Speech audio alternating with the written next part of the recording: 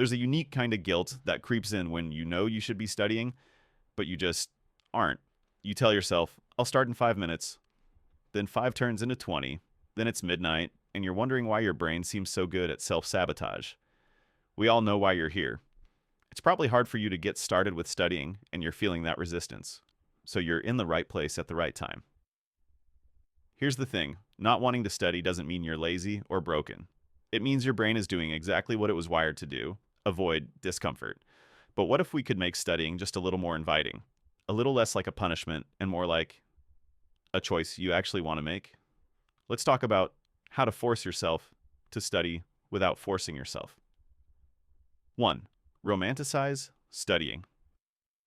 Okay, hear me out. What if studying didn't have to feel like a chore?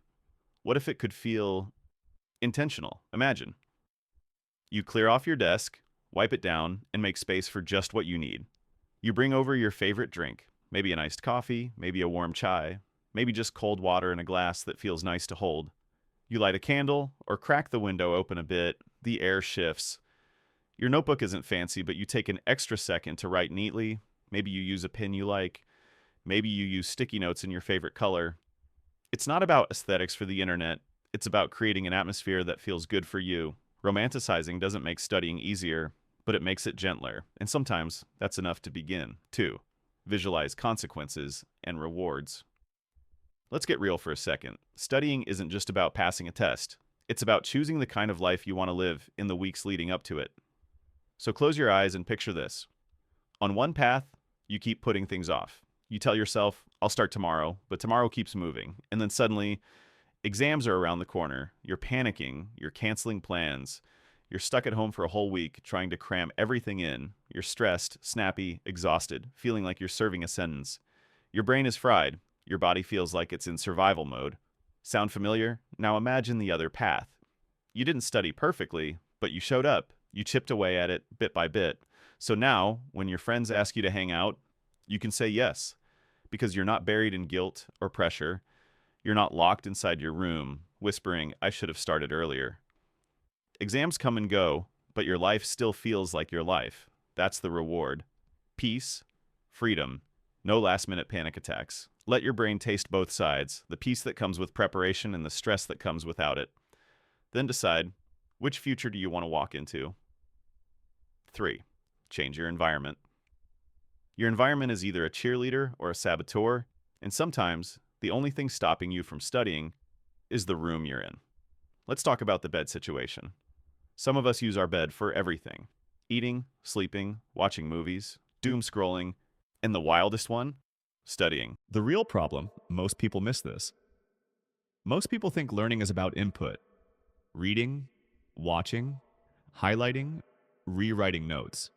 But the brain doesn't learn by consuming, it learns by reconstructing. The Feynman technique forces reconstruction.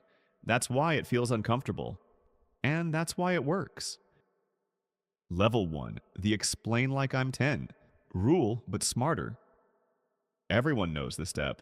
Almost no one does it correctly. Wrong way. Photosynthesis is when plants convert light energy into chemical energy using chlorophyll. That's just memorization cosplay. Right way. Plants eat sunlight the way we eat food. Sunlight goes in, energy comes out, plant survives. If your explanation sounds like a textbook, you failed. Your goal is metaphors, everyday language, stupidly simple logic. Because your brain stores meaning, not sentences. Level 2, gap hunting. This is where 10 times speed happens. Here's the secret most students never realize. Studying what you don't know beats reviewing what you do know. When you explain and get stuck, do not. Reread the whole chapter. Restart from page 1. Panic. Instead ask, what exact sentence can I not explain? That sentence is the bottleneck. Fix one bottleneck. The whole system improves. This is why top learners feel fast. They're not learning more. They're wasting less time. Level 3. Compression. Turn 5 pages into 5 lines. Advanced learners don't add knowledge. They compress it. After learning a topic, challenge yourself. Can I explain this in 5 sentences? Then, can I explain it in 3? Then, can I explain it in 1 sentence?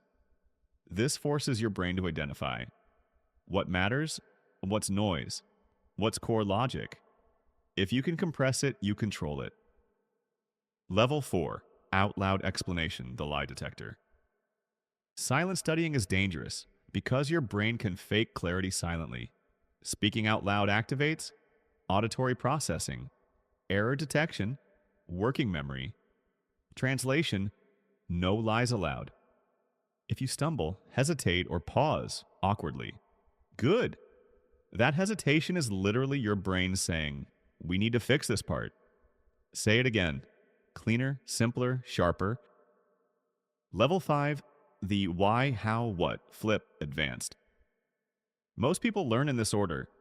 What, how, why. Elite learners flip it. Why, how, what. Example. What is inflation? Why does inflation happen? How does it affect money? What is it called? The brain remembers causes better than definitions. Always start with why. The science, short but powerful.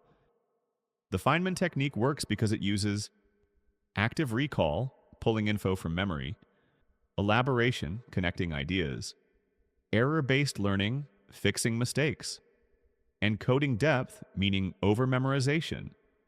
This combo builds durable memory, not exam-only knowledge. The 15-minute Feynman routine. Use this daily. 1. Pick one concept. 2.